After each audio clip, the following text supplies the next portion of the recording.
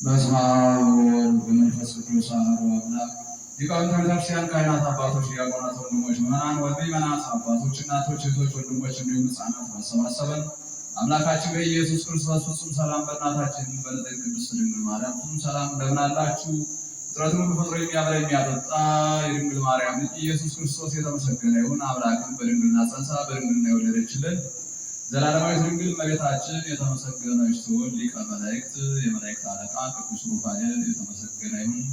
ቅዱሳን መላእክት፣ ቅዱሳን አበው፣ ቅዱሳን ነቢያት፣ ቅዱሳን ሐዋርያት፣ ቅዱሳን ጻድቃን፣ ቅዱሳን ሰማዕታት፣ ቅዱሳት አንስት የተከበሩ ሴቶች ሳይቀሩ እግዚአብሔር አምላክ ባከበራቸው መጠን የተመሰገኑ ይሁኑ። ለአንድ 10 ደቂቃ ከኔ ጋር አብረን እንቆያለን። ለዛሬ ትምህርታችን ርዕስ የማደርገው ሚካኤል የሚል ነው። ያው ቀኑም የቅዱስ ሚካኤል መታሰቢያ ነው። ሚካኤል በሚል ርዕስ አብረን እንቆያለን። ዝናብ ምናምን ያው ከመጣ ጥቅጥቅ መያዝ ትችላላችሁ። የትምህርታችን ርዕስ ሚካኤል የሚል ነው። እንግዲህ ስለ መላእክት ስንነጋገር ዘይረስዮሙ ለመላእክት ዘይረስዮሙ ለመላእክት ነደሳት የሚል አለ። ዘይረስዮሙ ለመላእክቱ መንፈሰ ይላል። ዘይረስዮሙ ለመላእክቱ መንፈሰ መላእክቱን በምን የፈጠራቸው ይላል? በርቀት ወለለ ይትአክዎ ነደሳት ዘይረስዮሙ ለመላእክቲሁ ይላል። ዘይረስዮሙ ለመላእክቲሁ መንፈሰ መላእክቱን ምን ያደረጋቸው? በርቀት የፈጠራቸው። ወለለ ይትአክዎ ነደሳት ዘይረስዮሙ ለመላእክቲሁ እለ ይትአክዎ መንፈሰ ወነደ እሳት መላእክቱን እንዲላላኩት ወዲያና ወዲህ እንዲላላኩት ከእሳትና ከነፋስ የፈጠራቸው። ከእሳትና ከነፋስ መላእክትን ፈጥሯቸው አይደለም። ከእሳትና ከነፋስ አልተፈጠሩም። ግብራቸውን ለመግለጽ ነው። ነፋስ ረቂቅ እንደሆነ መላእክት ረቂቅ ናቸው። ነፋስ ፈጣን እንደሆነ መላእክትን ፈጣን መሆናቸውን ለመናገር ነው። እሳት እንዲሁ ኃያል እንደሆነ መላእክትም ኃይለኞች መሆናቸውን ለመግለጽ ነው እንጂ ከእሳትና ከነፋስ ተፈጥረው አይደለም። መላእክት ሶበሰ ተፈጥሮ እምነፋስ ወእሳት ወሞቱ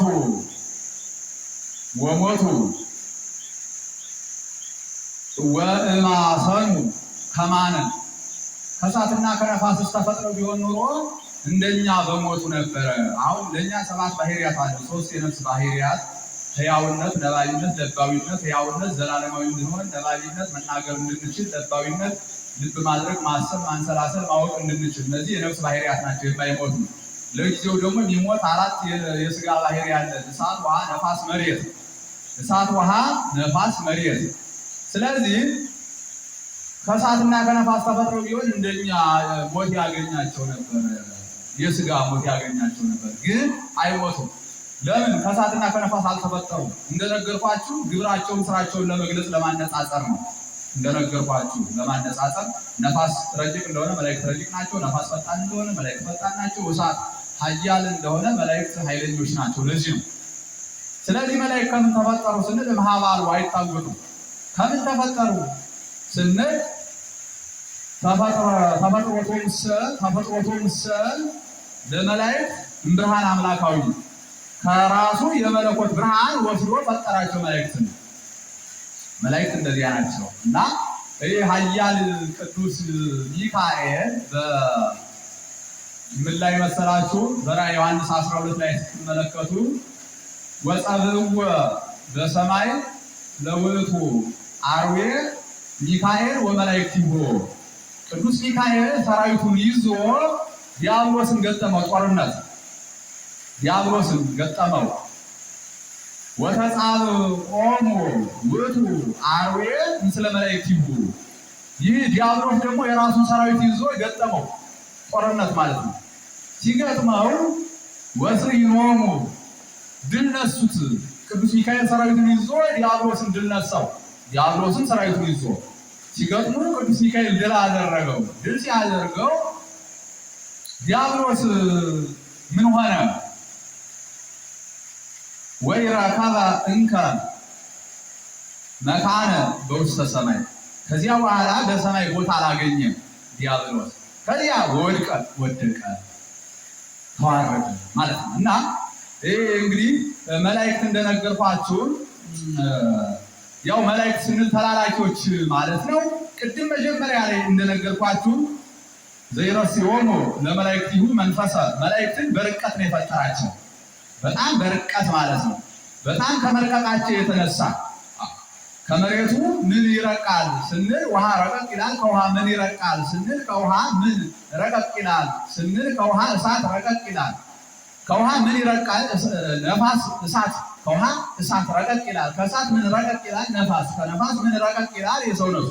ከሰው ነፍስ ማን ረቀቅ ይላል ስንል መላእክት። ከመላእክት ደግሞ ሥላሴ ይረቃሉ። ከሚያስቡት ከህሊናቸው በላይ ከመላእክት ሀሳብ ሁሉ በላይ ሥላሴ የረቀቁ ናቸው። እና መላእክት በጣም ረቂቅ ናቸው እንደነገርኳቸው። ረቂቅ ከመሆናቸው በርቀት ነው የፈጠራቸው፣ ረቂቅ አድርጎ በጣም ረቂቅ። አሁን መብረቅ ብልጭ ሲል ብቻ ሲመታ ብቻ ነው የሚታይ። በጣም ፈጣን ከመሆኑ የተነሳ መላእክት ከዛ ከመብረቅ ፍጥነት በላይ ከብርሃን ፍጥነት በላይ ፀሐይ ከዚያ ጀምሮ ከሰማይ እስከ ምድር ስንት ማይል ርቀት ነው ተቆጥሮ አይዘለቅም። ግን ፀሐይ እንዴት በፍጥነት የፀሐይ ብርሃን እንደሚደርስ አስቡ። እና መላእክት ከፀሐይ ብርሃን ሁሉ ፍጥነት በላይ በጣም ፈጣኖች ናቸው፣ በጣም ረቂቅ ናቸው። እና ረቂቅ ከመሆናቸው የተነሳ አሁን የሰው ነፍስ መንገድ ላይ በአየር ጉዞ ወደ ሰማይ እየተጓዘ የሰው ነፍስ ሁለት የሰው ነፍስ መንገድ ላይ ቢገናኙ አንዱን ልቀቅልኝ ብሎ ነው መንገድ ለቆለት የሚያልፍ ስለሚጋጩ ማለት ነው። መላእክት ግን ረቂቅ ከመሆናቸው የተነሳ መንገድ ልቀቅልኝ አይባባሉ። በቃ ከተገናኙ እንደዚህ እርስ በርስ መልአክ ያህልፍ በዲበ መልአክ በመልአክ ላይ ዝም ብሎ ያልፍበታል። እንደ ሰንጥቆት ነው የሚያልፍ፣ ተዋህዶ ዝም ብሎ ያልፋል። በጣም ረቂቅ ከመሆናቸው የተነሳ እና እንደነገርኳችሁ ያገለግሉት ዘንድ በባህሪ የተመሰገነ ነው። እግዚአብሔር በራሱ ባህሪ ይመሰገናል። ከጥንትም ማለት ነው። ምስጋናው በራሱ ባህሪ እንደቀረ አውቆ ምን አደረገ? ልፍጠር ብሎ አሰበ፣ ፈጠረ። ሰውና መላእክትን ለምንድን ነው የፈጠረ? ለማመስገን ነው። ቅዱስ ቅዱስ እያልን እንድናመሰግን መንግስቱንም ወርሰን በዚያ በመንግስተ ሰማያትን ቅዱስ ቅዱስ እያልን እንድንኖር ለአንክሮ ለተዘክሮ ለምግበ ሥጋ ለምግበ ነፍስ ለአንክሮ ለተዘክሮ እግዚአብሔርን እንድናስበው እግዚአብሔር እንድናደንቀው የተፈጠሩ ግዑዛን ፍጥረትም አሉ። ለምግበ ሥጋ ለምግበ ነፍስ ለሥጋችን ለነፍሳችን ምግብ ሆነው የተፈጠሩ አሉ፣ ብዙ ናቸው። እና እኛንና መላእክትን ግን ለክብር ነው የፈጠረ ማለት ነው። ለክብር ነው እግዚአብሔር የፈጠረን። እና እንግዲህ ቅዱስ ሚካኤል ማለት እየጨረስን ነው። አንድ 5 ደቂቃ ምናምን ወስድባችሁ ሰዓታችን እንዳሉት ማለት ነው። ሚካኤል ማለት ትርጉሙ መኑ ከማከ ማለት ነው። ማን እንዳንተ ማለት ነው። ማን እንዳንተ የተባለ ደግሞ ጌታ ነው። መኑ ከማከ ማን እንዳንተ የተባለ ጌታ ነው። ማን እንደ እግዚአብሔር። አሁን የጌታን ስም የተሸከመ ሚካኤል ማን ማለት ነው። ካ እንደ ማለት ነው።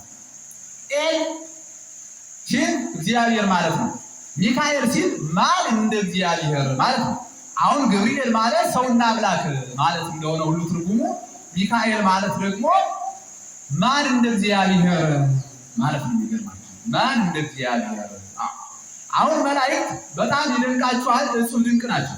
በጣም እጹብ ድንቅ ናቸው። አሁን ሚካኤል ስንል ማን እንደ እግዚአብሔር ማለት ነው። የስም ትርጓሜ መኑ ከማከ ማለት ነው። ሚካኤል ማለት መኑ ከማከ ማን እንዳንተ። መኑ ከማከ የተባለ ደግሞ ማለት ጌታ ነው።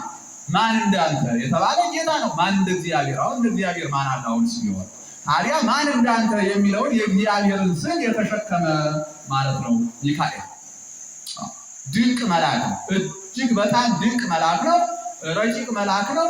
በጣም የዋህ ደግ መልአክ ነው ቅዱስ ሚካኤል ማለት ነው።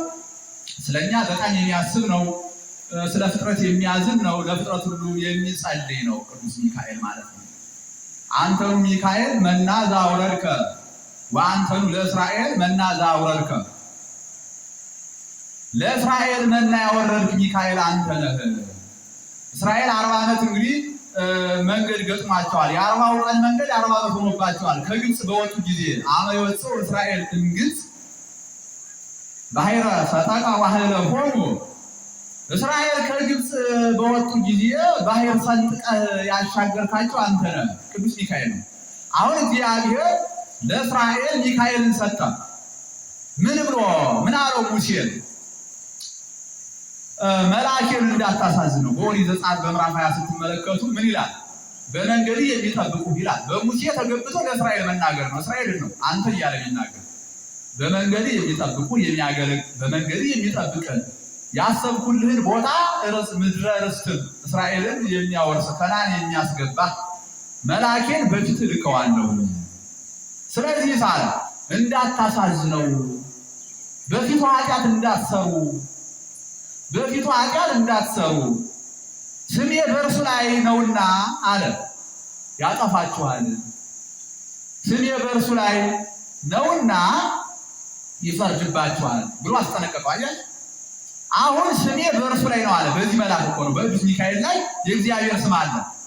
አሁን መላእክት በሙሉ ስትመለከቱ ሚካኤል፣ ገብርኤል፣ ኤልኤል የሚል አለ። ሊቃነ መላእክት ሩፋኤል፣ ኤልኤል የሚል ስም፣ ኤል ማለት አምላክ ማለት ነው። ስሜ በእርሱ ላይ ስላለ የኔን ስም የተሸከመ መልአክ ስለሆነ እንዳታሳዝኑት፣ ያገለግላችኋል፣ ግን እንዳታሳዝኑት፣ በፊቱ ክፋት እንዳታደርጉ አለ። ተጠንቀቁ፣ እንዳይቀስፋችሁ፣ እንዳያጠፋችሁ፣ እንዳይፈርድባችሁ ብሎ ምን አለ?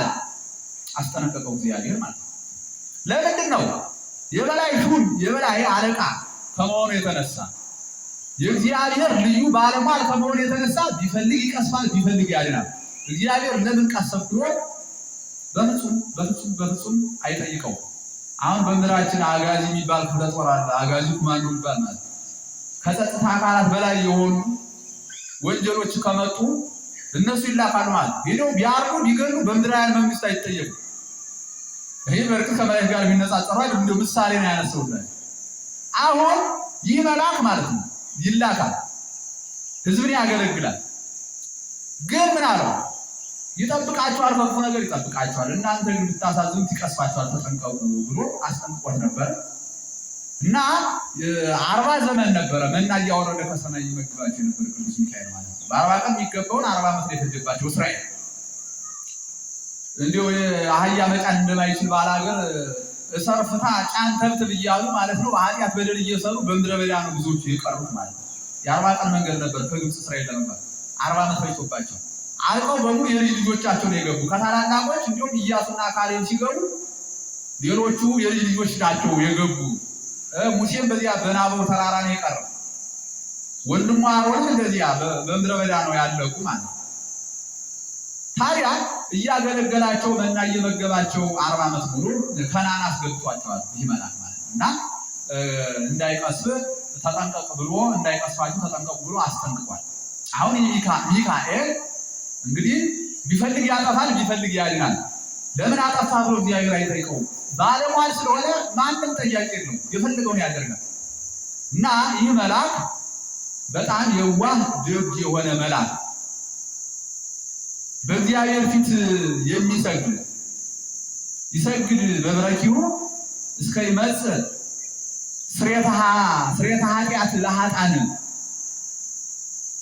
ይሰግድ በብረኪሁ እስከ ይመጽእ ምህረት ለኃጥአን እስከ ይመጽእ ስርየት ለኃጥአን ለክፎች ስርየት እስከሚደረግ ድረስ በእግዚአብሔር ፊት ሰግዶ አይነሳም። ይገርማቸዋል።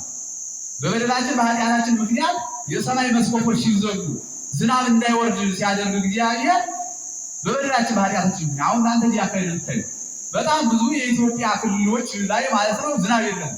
በጣም አደገኛ ድርቅ ነው ያለው። የዘሩትን እንደገና እየገለበጡ ማለት ነው። በበደላችን በኃጢአታችን ምክንያት እግዚአብሔር የሰማይ መስኮት ሲዘጋ ዝናብ እንዳይወርድ ነው። ይህን ሲያደርግ ቅዱስ ሚካኤል በእግዚአብሔር ፊት ይሰግዳል። በእግዚአብሔር ፊት ሰግዶ ምሕረት ካላደረገ በፍጹም አይነሳም። በቃ ምሬልሃለሁ ስለ አንተ ሲለው ይነሳል። ተመልከቱ። የሚዘንበው ዝናብ የምህረት እንዲሆን በረዶ እንዳይቀላቅል ለእንስሳትም ለአራዊትም እንዲጠቀም ለአዝመራም እንዲጠቀም አዝመራው ሁሉ የበቀለውን በስርዓት ለፍሬ እንዲደርስ ይህ ሁሉ ይንከባከሉ ቅዱስ ሚካኤል።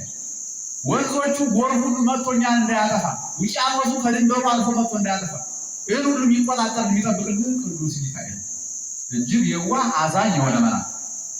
በዚያው ልክ ደግሞ መዓቱም አለው ማለት ነው። አሁን ይህ መልአክ ሲፈልግ መልአከ ምሕረት ይሆናል፣ ሲፈልግ መልአከ መዓት ይሆናል። አንዱ መልአክ ማለት ነው።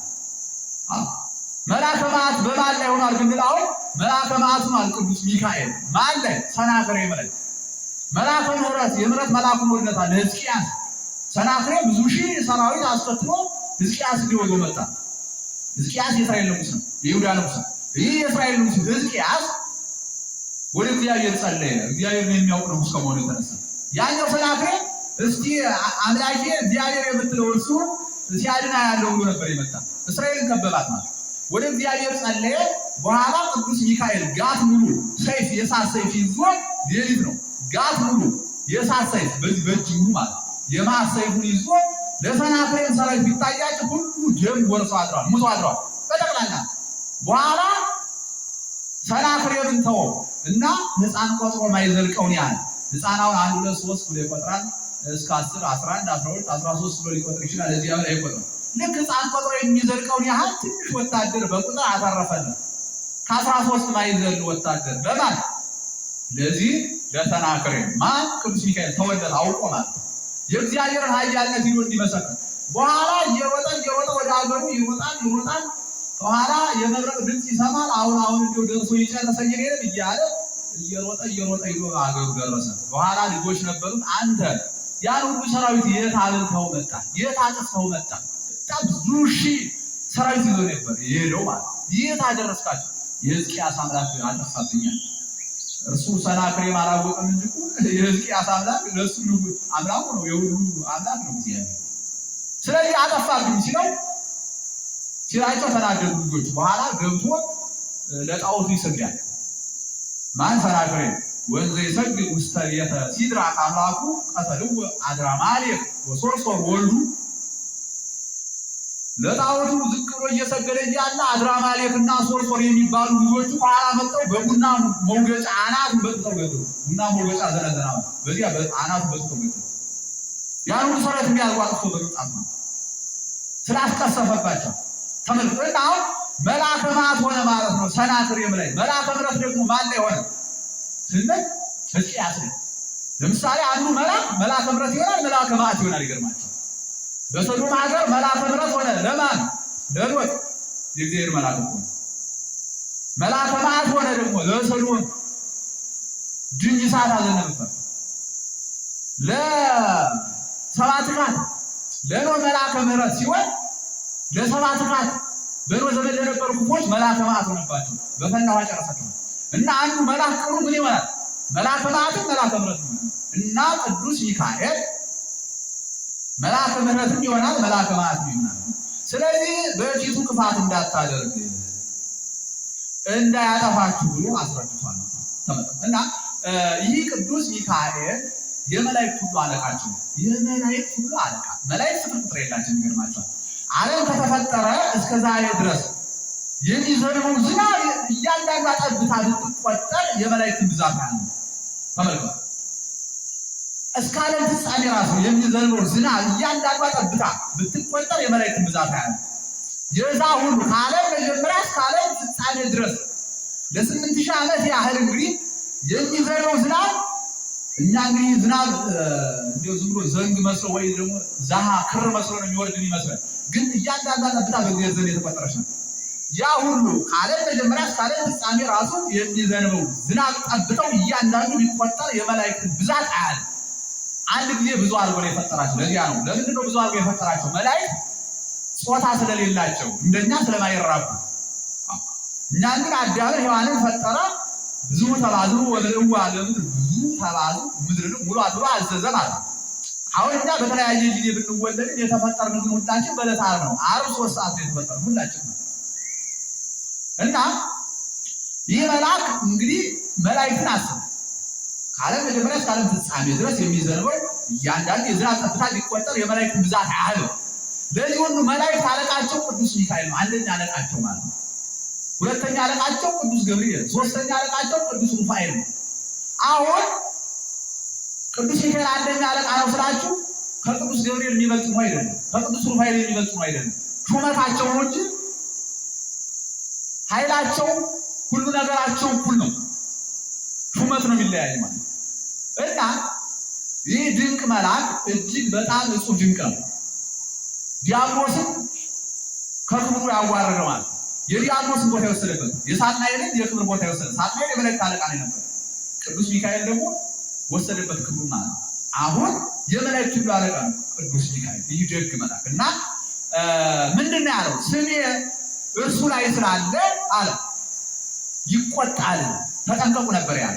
አሁን ቅዱስ ሚካኤል መኑ ከማከ ማን እንደ እግዚአብሔር የሚለውን ማን እንዳንተ መኑ ከማከ ማን እንዳንተ የሚለውን ስም የተሸከመ ነው ይህ መልአክ። ማን እንዳንተ መኑ ከማከ ማን እንዳንተ የተባለ ደግሞ እግዚአብሔር። አዎ ማን እንደ እግዚአብሔር በሶስት ወር ክረምት አቁሎ በዘጠኝ ወር በጋብዞ የሚመግበን የምንበላውን የምንጠጣውን የሰጠን እግዚአብሔር ካለመኖር ወደ መኖር አምጥቶ የፈጠረን እግዚአብሔር ገነትን ያዘጋጀልን የዘላለም ሕይወትን ያዘጋጀልን መንግሥተ ሰማያትን ያዘጋጀልን ማን እንደ እግዚአብሔር እና የእግዚአብሔርን ስም የተሸከመ ነው። ተመልከቱ። አሁን እኛም እኮ የእግዚአብሔርን ስም ተሸክመን ነበር። ይህ መልአክ የእግዚአብሔርን ስም ተሸክሞ እግዚአብሔርን ይነግረናል። ይገርማቸዋል። የእግዚአብሔርን ምንነት ማንነት ይህ መልአክ በራሱ ላይ የእግዚአብሔርን ስም ተሸክሞ ይነግረናል። ይገርማቸዋል። እግዚአብሔር ማን ነው?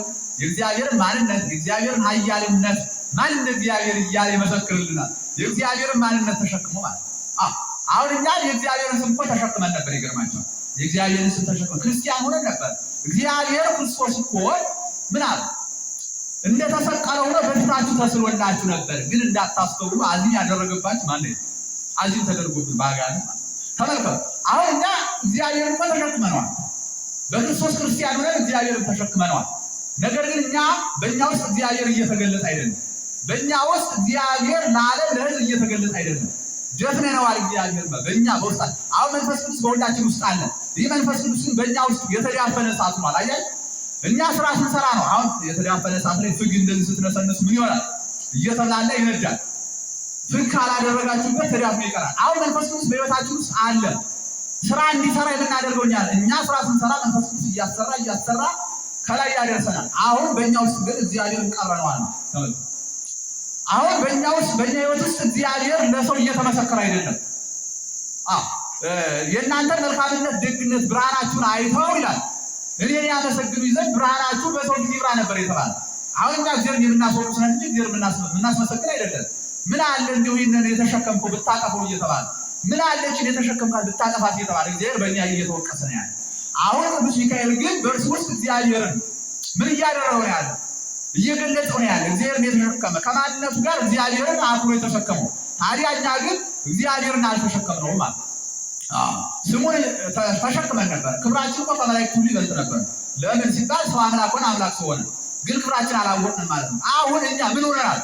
እግዚአብሔርን አልያዝነው ማለት ስሙን ተሸክመን ነበር፣ ግን በእኛ እግዚአብሔር እየተመሰገነ አይደለም በፍጹም ማለት ነው። ከክፋታችን ከኃጢአታችን የተነሳ ስለዚህ ምን ብለን ምክንያት እናደርጋለን?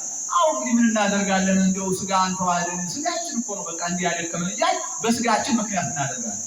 ቅዱስ ሚካኤል ፈተና ያላገኘ ይመስላችኋል? ፈተና አግኝቶታል እኮ ፈተና እኮ አግኝቶታል። በመላእክት ዓለም እኮ ክደት ሲደረግ እኔ ፈጠርኳችሁ ሲል ዲያብሎስ በያ ሰዓት እኮ ቅዱስ ሚካኤል እኮ ራሱን ጠብቆ ሳይስት እኮ ነው ለዚህ ክብር የበቃ እኮ። ግን እኮ ያኔ ስንት እልፍ አእላፋት ሰራዊትን አስቶ ዲያብሎስ ይዞ ሲሆን ቅዱስ ሚካኤል ግን አልሳተም። ንቁም በህላዌነ እስከ ንረክቦ ለአምላክን አምላካችን እስከምናውቅ በያለንበት ጸንተን እንቁም እንዳለ ቅዱስ ገብርኤል በዚያ ጸንቶ አምላኬን እስከማውቅ አላምንም ለዲያብሎስ አልሰግድም ብሎ ቻሌንጅ እኮ ገጥሞታል። ለቅዱስ ሚካኤል ፈተና ገጥሞታል። ግን ተቋቋመ። ለዲያብሎስ አልሰግድም ብሎ ራሱን ጠብቆ ቆየ። ይህንን ክብር አገኘ እና እኛ ግን ምክንያት ስጋችን ነው እንዲህ እያደከመን እኮ እንዲሆነ ምናምን እያል በስጋችን ነው ምክንያት እናለን። ግን ስሙን ተሸክመናል። እግዚአብሔር ደግሞ በድክመታችን ምክንያት ወደ ምንድን ነው? ወደ ስጋችን ነው ምክንያት የምንወስድ ማለት ነው። ስጋችን አስቸግሮን ስጋችን አስቶን እያለ ቅዱስ ሚካኤል እና ሳይፈተን ቀርቶ ተፈትኖ ከባድ ፈተና የክደት ፈተና ደርሶበት ነበር። ግን አልካደም ማለት ነው። አልካደም እና ዛሬም ቢሆን የእግዚአብሔር ስም በእኛ ላይ አለ። እንደ ቅዱስ ሚካኤል እግዚአብሔር በእኛ እንዲመሰገንብን እንሆን እና ብዙዎቻችን ግን ስማችንና ስራችን ፈጽሞ አይገናኝም። መልከ ጥፉ በስም ይደግፉ። መልክ ስራችን የፊቱን እንዲሁ የሚታየውን ማለት አይደለም። ክፉ ስራችንን በስም ሸፍነን ያለን በኃጢአት እንዲሁ ክሰል የመሰለውን ሰውዬ ፀሐይ ብሎ ስም ያወጣል። በኃጢአት ክሰል የመሰለችውን ፀሐይቱ ብሎ ስም ይሰጣል። የሀገር ሰላም የሕዝብን ሰላም የሚበጠብጠውን ሰላሙ ብሎ ያንን ክፉ በሽተኛ የሆነ ሰው ሰላሙ ብሎ በሰላም በስም ይደግፋል ሰላሙ ብሎ ሰላሙ አይደለም ሁከቱ ነበር ማለት ነው። የዚህ ሰላም ያደፈርሰው ሰላሙ ይላል። ደፈርሻ አደፍርስ ተብሎ ነበር መጠራት ነበር። እና ብዙዎቻችን ግን ምንድነን ስንል ስማችንና ስማችን አይገናኝ። ይህ መልአክ ቅዱስ ሚካኤል ግን ይህ መልአክ ግን ከራሱ ጋር የእግዚአብሔርን ስም የተሸከመ ለዚህ ስም በቅቶ የተገኘ የእግዚአብሔርን ስም ለመሸከም በቅቶ የተገኘ መልአክ ነው እና ስሙና ሚካኤል እርሱ መልአኩና ስራው የተተባበረለት መልካም ስራን ከስሙ ጋር ከራሱ ማንነት ጋር አጣምሮ የያዘ ከመሆኑ የተነሳ የእግዚአብሔር ስም መሸከም ችሏል ማለት ነው። እና እኛም እንደዚህ ያለው እግዚአብሔር በእኛ ይመስገን መልካሞች ነው። እና ሚካኤል ማለት ማን እንደ እግዚአብሔር ማለት ነው። መኑ ከማከ ማን እንደ እግዚአብሔር ማለት ነው። ስም ትርጓሜ ሰዓት የለም ወሳለ